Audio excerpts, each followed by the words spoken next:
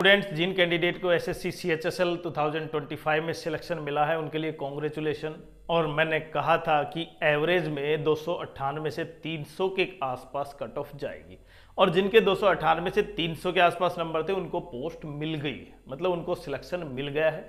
यूँ तो cut off इससे भी नीचे गई है किसी पोस्ट की, लेकिन 298 से 300 के बीच अच्छे खासी मतलब पोस्ट ठीक ठाक मिल गई है आपको। कुछ पोस्ट की कट ऑफ और भी ज़्यादा है, 317, 312, लेकिन वो लगभग 1 या 2 पोस्ट थी, इस वजह से उसकी कट ऑफ ज़्यादा है। तो मैंने बताया था लगभग उतना गया। अब जिनको सिलेक्शन मिला है कॉन्ग्रेचुलेशन, लेकिन जिनकी वजह से मतलब कुछ क्वेश्चनों की वजह से जिन कैंडिडेट्स के अच्छे मार्क्स थे उसके बावजूद भी उनको सिलेक्शन नहीं मिला, मतलब रिजल्ट में कुछ इशू आ रहे हैं, क्या उनको फाइनल रिजल्ट जो आएगा उसमें नए कैंडिडेट होंगे, क्या उनको सिलेक्शन मिल सकता है? इस वीडियो में हम यही डिस्कस करेंगे। साथ साथ आपका आईडी वेरिफिकेशन और स्लॉट सिलेक्शन या फ्लोट कौन करे कौन नहीं, उन सब के बारे में डिटेल से बात करते हैं। लेकिन अगर चैनल पर पहली बार है तो देखिए चैनल को सब्सक्राइब जरूर करें, क्योंकि आपका सब्सक्राइब ही कहीं ना कहीं हमें मोटिवेट करता है और आपके लिए इन्फॉर्मेशन बहुत इंपॉर्टेंट होती है। तो सब्सक्राइब जरूर करें। केवल क्यों देखिए यहाँ पर डिजिटल बोर्ड नहीं है, लेकिन जो इन्फॉर्मेशन है जो पढ़ाया जाता है वो आपके लिए बहुत इंपॉर्टेंट और बिल्कुल सही होता है। तो बिल्कुल आप सब्सक्राइब करें, लाइक करें, शेयर करें। तो सबसे पहले मैं बात करता हूं कि ये स्लॉट सिलेक्शन मतलब फ्लोट कौन करेगा। फ्लोट का मतलब ये है कि जिन कैंडिडेट ने सीजीएल में सिलेक्शन ले लिया, अब यहां पर हट गए थे, तो इसकी वजह से कहीं ना कहीं उन कैंडिडेट को राहत मिली है सीएचएसएल का। अब फ्लोट में मतलब आपने जो भी जितनी भी पोस्ट थी आपने फ्लोट करके आए हो, प्रेफरेंस भर के आए हो आप पहले नंबर पर, दूसरे, तीसरे, चौथे, पांचवें, मानो आपको सिलेक्शन मिला है 5वें नंबर पर जो पोस्ट थी वो, अब आपको फ्लोट करना है। फ्लोट का मतलब केवल ऊपर की तरफ ही जा सकते हैं आप, मतलब अगर आपने 5वें नंबर पर जो पोस्ट मिली है, हो सकता है कुछ कैंडिडेट एब्सेंट हो जाए, ठीक है, होंगे या नहीं होंगे, कितने होंगे वो भी बताएंगे। तो आपको 5वें से चौथे रैंक पर जो पोस्ट है वो मिल जाएगी जो डिपार्टमेंट आपने भरा है। तो फ्लोट करें या ना करें, क्योंकि वो बहुत इंपॉर्टेंट है। जिनको 12th लेवल में सीएचएसएल की पोस्ट मिली है वो कैंडिडेट सीजीएल के लिए भी तैयारी कर रहे हैं, तो आप पढ़ सकते हैं आगे, नहीं या नहीं हाँ। तो इसके बारे में डिपार्टमेंट बहुत इंपॉर्टेंस है कि आप किस डिपार्टमेंट में पढ़ने का समय है, नहीं है, किस डिपार्टमेंट में काम का लोड ज़्यादा है कम है वो। तो इसलिए इसके लिए फ्लोट का लिए 20 से 22 दे रखा है, और ऑथेंटिकेशन के लिए 1 से 3। अगर यहाँ पर कैंडिडेट ऑथेंटिकेशन के लिए, आईडी वेरिफिकेशन के लिए नहीं जाता है, नहीं करता है, तो इसका मतलब वहाँ पर एब्सेंट माना जाएगा, और इसकी वजह से जो फाइनल रिजल्ट आएगा उसमें नए कैंडिडेट शामिल होंगे। अब मैं मेन इश्यू पर आता हूँ। जिन कैंडिडेट्स का अच्छे मार्क्स थे 310, 315, 312, और उनकी स्टेटमेंट है कि टाइपिंग भी क्लियर थी लेकिन सिलेक्शन नहीं मिला, जबकि कट ऑफ काफी नीचे है इस मार्क्स से।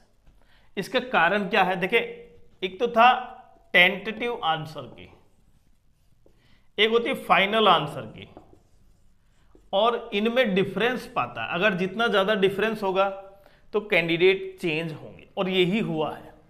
लगभग 2 से 3 क्वेश्चन के ऑप्शन चेंज तो नहीं कहूंगा मैं, ऑप्शन चेंज नहीं है, जो क्वेश्चन के आंसर थे 1, 2, 3, 4, अगर मैंने टिक किया बी ऑप्शन, पहले वो सही था, लेकिन एसएससी ने अब जो एक्सपर्ट कमेटी है उससे चेक करवाने के बाद कहीं ना कहीं ऑप्शन ए कर दिया, और जिन कैंडिडेट्स के पहले 290-92 नंबर थे उनके ये ऑप्शन सही हुए, वो 300 पार कर गया। मतलब जितने भी मार्क्स थे उसको ये लगभग 8-10 मार्क्स जुड़ गए, तो कहीं ना कहीं वो बहुत ऊपर चला गया। और जिन कैंडिडेट्स के 310, 312, 315 ये मार्क्स थे वो घट गया। तो 2 ऑप्शन हुए हैं यहाँ पर। एक तो जिनके अच्छे मार्क्स थे उनको लास्ट पोस्ट मिली है, ज्यादा मार्क्स थे, ठीक ठाक थे, लेकिन कटने के बाद भी कहीं ना कहीं लास्ट पोस्ट मिली है। और ऐसे कैंडिडेट भी हैं जिनको कोई पोस्ट नहीं मिली। अब उनका सिलेक्शन हो सकता है, नहीं हो सकता, जो फाइनल रिजल्ट आएगा उसमें। देखिए एसएससी सीजीएल में लगभग 450 प्लस कैंडिडेट थे, जिनको नए कैंडिडेट थे, जिनको पोस्ट सिलेक्शन मिला था। मतलब आप मान सकते हैं जिसमें 4200 के grade pay, 2400 grade pay, 2800 grade pay उन कैंडिडेट्स को डायरेक्ट मिला था, चाहे वो रिजर्व कैटेगरी के हों, जिनको पहली लिस्ट में सिलेक्शन ही नहीं मिला। क्यों? कुछ कैंडिडेट एब्सेंट हो गए, जिनको अपनी मर्जी की पोस्ट नहीं मिली क्योंकि पहले से सिलेक्टेड थे, वो हट गए। और यहां पर भी ऐसा होगा, कुछ कैंडिडेट क्या होंगे भाई, एब्सेंट होंगे। जो आईडी वेरिफिकेशन है ना, उसमें एब्सेंट होंगे कैंडिडेट, हर एग्जाम में होता है, लेकिन ज़्यादा मात्रा में नहीं होंगे क्योंकि सीजीएल का पहले ही हो चुका है, तो ज़्यादा मात्रा में नहीं। जिनका कहीं ना कहीं सीजीएल सीएचएसएल की पोस्ट पर थे, अब उससे ठीक पोस्ट मिली है, वही पोस्ट मिली है, तो इसलिए वो ठीक ठाक ले लेंगे। लेकिन अगर उससे नीचे पोस्ट है, डिपार्टमेंट उनको लगता है कि वो ठीक नहीं है, तो वो हट जाएंगे। तो अब भी लगभग आप ये मान सकते हैं कि 400 प्लस कैंडिडेट ऐसे होंगे नए, जिनको क्या मिलेगा, सिलेक्शन मिलेगा। अब वो 400 कौन होंगे? देखिए पहला इंपॉर्टेंट, जिसके रिजल्ट में इश्यू है ना, वही 400 कैंडिडेट होंगे। इश्यू का मतलब ये है यहां पर, जिनके 310 मार्क्स थे, वो कटने के बाद लगभग 300, 298 या इससे नीचे चले गए, या और नीचे चले गए। मानो जिसके 300 ही मार्क्स थे पहले, और नीचे चले गए, तो उसको सिलेक्शन नहीं मिला। लेकिन अब वो बिल्कुल बाउंड्री लाइन पर है, जो लास्ट कट ऑफ है ना, लोवेस्ट, वो वहां पर बाउंड्री लाइन पर है। अब जो नए कैंडिडेट शामिल होंगे, तो वही कैंडिडेट होंगे जिनके कहीं ना कहीं क्या है, रिजल्ट में इश्यू है। ऐसे कैंडिडेट बहुत कम होंगे जिसके पहले से ही 280 थे, क्योंकि उसको तो सिलेक्शन मिल चुका है, क्योंकि उसने जो ऑप्शन गलत किए थे टेंटेटिव आंसर की के बेसिस पर, उसके ऑप्शन सही हो गए, उसको तो सिलेक्शन मिल गया। तो जिसके ज्यादा थे उसी के तो कम हुए। अब इसमें देखेंगे आप, 400 कैंडिडेट जो नए कैंडिडेट शामिल होंगे, उसमें से 90% कैंडिडेट वो होंगे जिनके रिजल्ट के साथ क्या थे, इश्यू थे, और वो टाइपिंग क्लियर है। पहला पॉइंट तो ये है, ऐसा नहीं है कि इश्यू में टाइपिंग क्लियर नहीं हुई तो फिर तो बात ही खत्म है, पर टाइपिंग क्लियर है।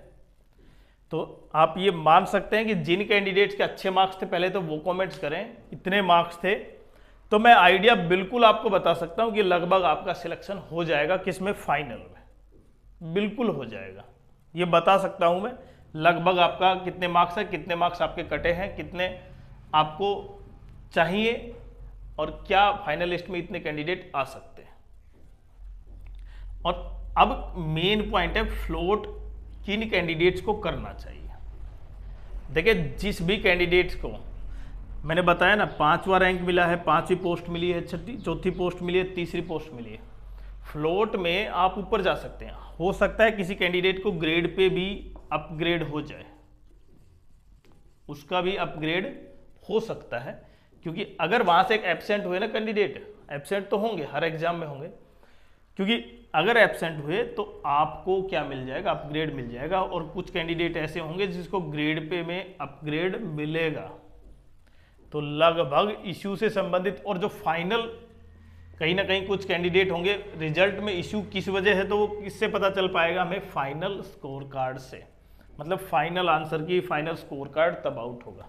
एसएससी सीजीएल का भी लगभग फर्स्ट राउंड का टेंटेटिव एलोकेशन हुआ, उसके बाद जो फाइनल रिजल्ट आया उसके लगभग, मतलब अगर मैं टोटल बात करूं तो 1 से 1.5 महीना लग गया था। तो यहाँ पर भी फाइनल रिजल्ट तो तभी आ पाएगा, फाइनल स्कोर कार्ड तभी आउट हो पाएगा। लेकिन जिसको सिलेक्शन मिल चुका है ना, वो 100% है, अब वो चेंज नहीं हो सकता। मतलब वो ऐसा नहीं है कि वो लिस्ट से बाहर चला जाए, वो 100% सेफ है। आपको पोस्ट मिल गई, आपको जॉब मिल गई, आपको नौकरी मिल गई। हाँ, फ्लोट कर सकते हैं, उससे आप ऊपर ही जाएंगे, आप बाहर नहीं होंगे। फिर भी अगर किसी कैंडिडेट को किसी तरह की कोई क्वेरी है तो कमेंट्स कर दें।